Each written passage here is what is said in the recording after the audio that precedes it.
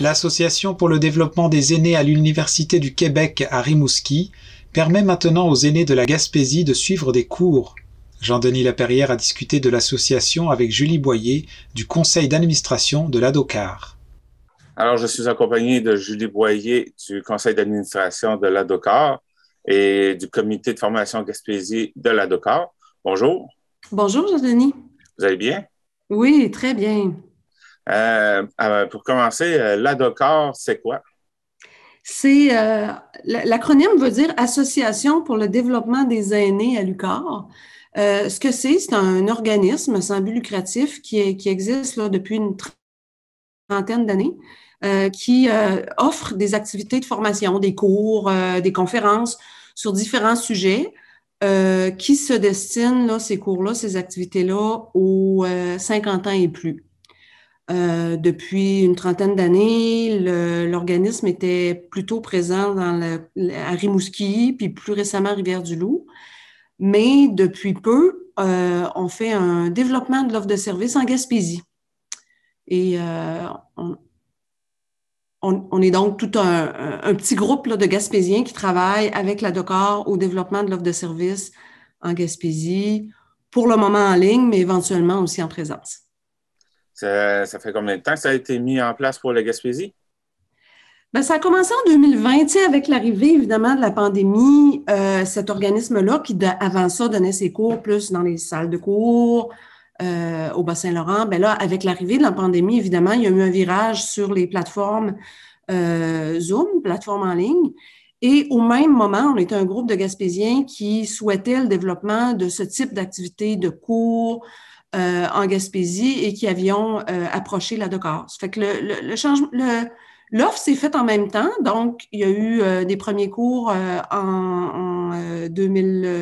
l'automne 2020, au printemps 2021, des tout premiers cours. Mais là, c'est vraiment à ce moment-ci, là, à la session d'automne 2021, qu'on est, je dirais, encore plus officiellement là, un organisme Gaspésie-Bas-Saint-Laurent. Et éventuellement même d'autres régions, comme la Côte-Nord. Les formations que tu parles, il y avait une période d'inscription jusque dans la dernière semaine du mois de septembre, mais tu me disais que les personnes peuvent quand même s'inscrire encore à ces cours-là. Oui, effectivement, parce que évidemment, on donne une date parce qu'à un moment donné, il faut avoir des groupes qui se constituent là, pour la bonne gestion là, des inscriptions. Mais les inscriptions restent ouvertes jusqu'au moment où le cours arrive, puis aussi en autant qu'il reste de la place. Là, il y a quelques cours dont il y a un nombre maximum là, de participants. Tu sais, je pense entre autres aux cours de langue. Hein, à un moment donné, c'est bon d'avoir des petits groupes pour les cours de langue. Cours d'anglais, d'espagnol, il y a des cours d'italien, il y a des cours d'allemand. Puis il y a également d'autres cours là, sur des sujets là, de culture, société. Pour la plupart des cours, il reste de la place. Fait que les cours, surtout, qui ne sont pas encore commencés, hein, il y en a qui commencent plus tard, là, en octobre, c'est toujours possible de s'inscrire en rejoignant directement l'ADOCAR. Je peux te donner les coordonnées ou si tu préfères, dis-moi, ça sera en fin d'entrevue, là, mais oui, c'est toujours possible de le faire. Tu parles de cours de langue. Qu'est-ce qui est offert aussi comme cours en ligne? Tu veux dire en plus des cours de langue ou ouais, les cours de langue, j'ai nommé les types de langue, mais il y a évidemment différents niveaux. Hein. Il y a des niveaux plus débutants puis plus avancés. Puis pour ce qui est des autres cours, tu sais, dans le créneau là, culture, société, loisirs, il y a un cours sur, en fait, c'est des causeries sur la créativité humaine qui est donné par Yvan Landry. C'est justement un Gaspésien, un cours qui est offert par un Gaspésien. Il y a un atelier de rédaction. Donc, les gens qui participent à un cours qui est offert par Mario Bélanger, puis les gens vont être animés, je te dirais, pour écrire une nouvelle là, de 7 à 12 pages. Et dans les dernières sessions, ben, les gens ont même publié un petit recueil de nouvelles. Fait que ça, c'est vraiment agréable pour les gens qui ont le goût d'écrire. Il y a un cours aussi qui est donné par un autre Gaspésien, Fabien Sinette, qui va nous parler de la présence allemande en Gaspésie pendant la Deuxième Guerre mondiale. Fabien Sinette, c'est un historien amateur absolument fascinant qui va raconter Donc, cette histoire-là, c'est un cours qui débute là, à la mi-octobre. Il y a un cours aussi qui porte plus sur les Premières Nations, un autre cours sur l'environnement. C'est des types de cours, un peu cours-conférences, là. Il y a des récits de voyage qui vont porter sur l'Espagne, sur Israël, qui sont offerts un peu plus tard en novembre. Il y a des cours d'informatique aussi, iPad, iPhone pour débutants, tablette, téléphone pour débutants, Windows 10 également.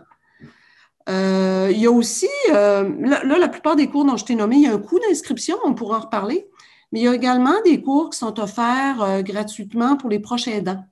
Les aidants, entre autres, d'aînés qui ont des démences là, de type Alzheimer. Il y a donc des cours qui sont offerts aussi là, gratuitement en collaboration avec les sociétés Alzheimer, puis des groupes là, qui favorisent là, le développement des proches aidants. Alors, ça donne un petit peu un exemple là, des cours qu'on a cette année. Et ça, c'est pour les aînés. Donc, on parle de quel âge à peu près pour... Oui, on parle de 50 ans et plus. Je te dirais qu'il y a vraiment des gens de tout âge après 50 ans, mais je te dirais qu'il y a peut-être une majorité de gens qui ont entre 60 et 75 ans à peu près, là. Mais c'est ça, c'est ouvert à toute cette braquette d'âge-là. Mais beaucoup de gens, donc, dans le créneau 60-75. Puis on parle de cours, tu sais, c'est différent justement des cours qu'on fait plus jeunes, hein. Là, on parle pas de cours en vue d'avoir un diplôme pour notre job plus tard. On parle vraiment de cours pour agrémenter sa vie, pour améliorer son savoir. C'est des cours, je te dirais, plus relax que quand on était à Polyvalente au cégep où les cours, il n'y a pas d'examen, il n'y a pas de travaux, il n'y a pas d'achat de gros matériel et tout ça. C'est vraiment des cours de loisirs, développer, rencontrer des gens, agrémenter sa vie, comme je disais tantôt, améliorer ses connaissances. C'est quand même des cours qui peuvent être assez... c'est des cours où on apprend beaucoup, là. Tu sais, quand on parle d'un cours de langue, évidemment, ben, on a beaucoup... Il y a de la matière, puis il y a des fois des petits travaux qui sont suggérés, qui ne sont pas obligatoires, mais qui sont suggérés. Donc, ce n'est pas des cours avec des crédits, des diplômes, c'est des cours de loisirs. Tu parlais d'un coût qui était rattaché à certaines formations. Ça peut coûter combien environ?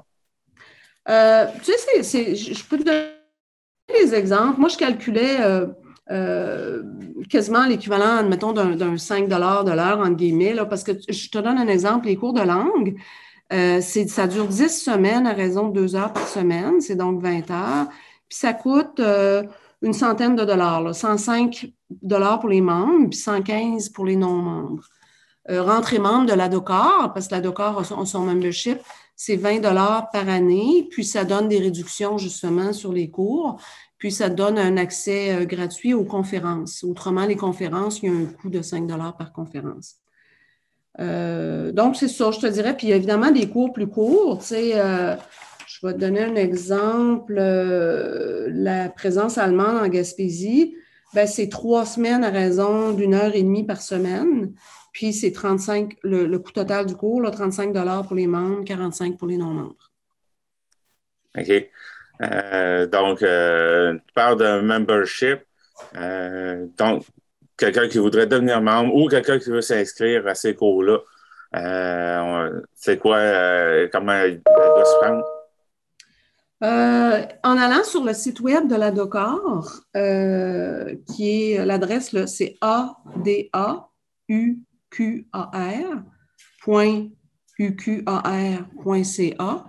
Donc, en allant sur le site web de l'ADOCAR, toute l'information est là. Il y a des formulaires qui sont téléchargeables, qu'on peut remplir.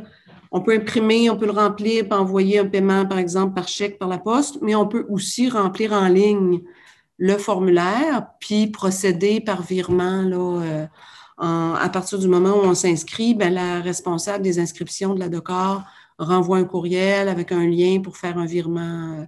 Alors, tout est inscrit sur le site web de l'ADOCAR. Il y a l'information sur comment devenir membre, comment s'inscrire aux formations, comment payer, etc. L'ADOCAR donne des formations. Est-ce qu'elle donne aussi d'autres services? Oui, il y a aussi une série de conférences qui sont offertes. Ça, les conférences, c'est une fois, hein, une conférence à un moment donné qui dure 1 heure ou qui dure 2 heures sur un sujet donné. Fait qu'il y a entre autres une conférence sur Antoine de Saint-Exupéry puis sa présence au Québec. Il y a encore là, la liste des conférences est sur le site web là, de la DOCAR.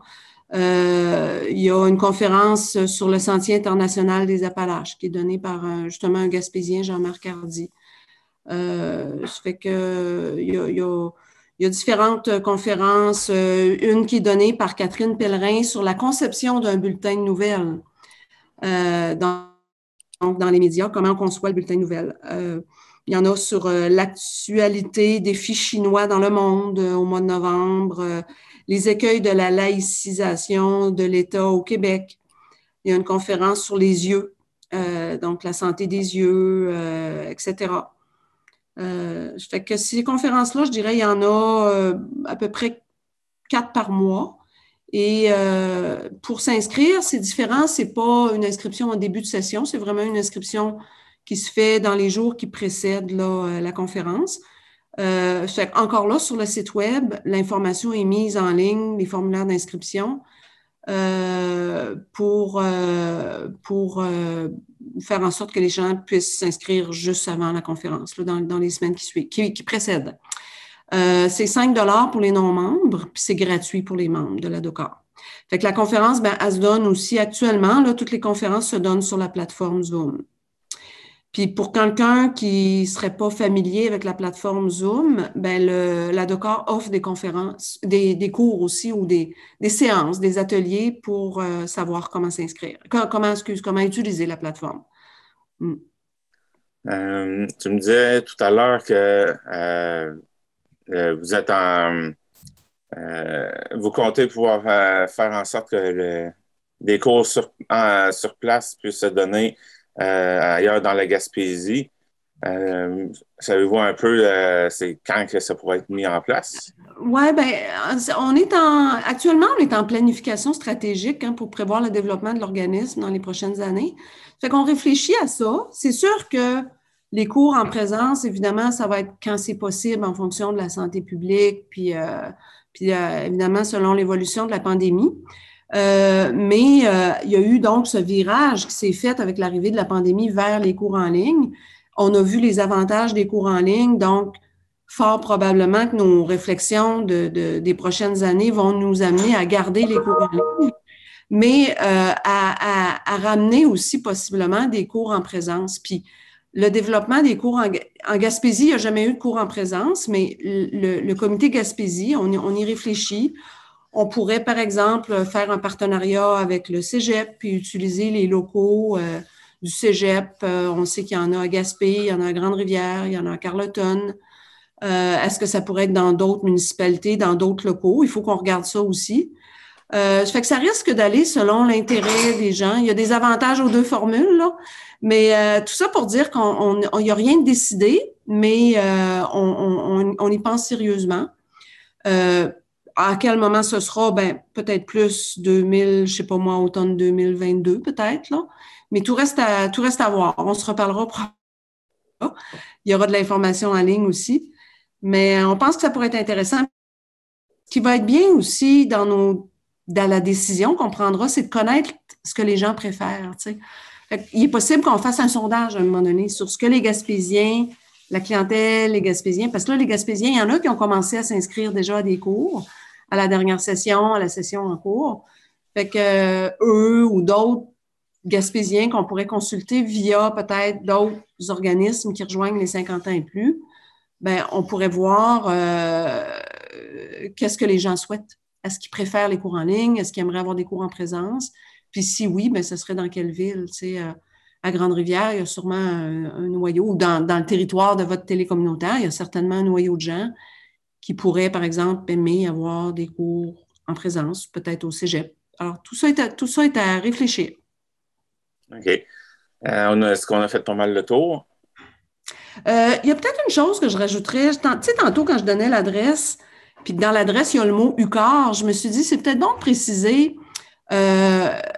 L'ADOCAR, c'est un OBNL, mais on a un partenariat avec l'UQAR qui est super aidant parce que l'UQAR fournit des locaux, la plateforme Zoom ou d'autres outils. Mais l'ADOCAR, c'est pas l'université. Puis on n'a pas besoin d'avoir une formation préalable pour suivre les cours. On n'a pas besoin d'être un diplômé de l'UQAR. On n'a pas besoin d'avoir déjà été à l'UQAR. L'offre de service, c'est vraiment pour tous les citoyens, peu importe leur formation de base, peu importe ce qu'ils ont fait comme études, peu importe leur domaine, qu'ils ont étudié, qu'ils n'ont pas étudié, c'est vraiment ouvert à tous. Quand on parle d'un cours anglais niveau 1, bien évidemment, la personne peut partir de zéro puis connaître très, très peu de choses en anglais ou très peu de choses dans d'autres domaines, puis être tout à fait à l'aise dans ce cours-là. Tout à fait, comme pour les autres cours, tu sais, dont je parlais tantôt, on n'a pas besoin d'avoir une formation de base. Tout ce qu'on a besoin d'avoir, c'est de l'intérêt, puis évidemment, les moyens pour se brancher là, sur Zoom. OK. Eh bien, Gilles Boyer, merci pour cet entretien et on va se reparler plus tard pour la nouvelle saison de formation. Parfait. Merci, Jean-Denis. Bonne journée. Vous aussi.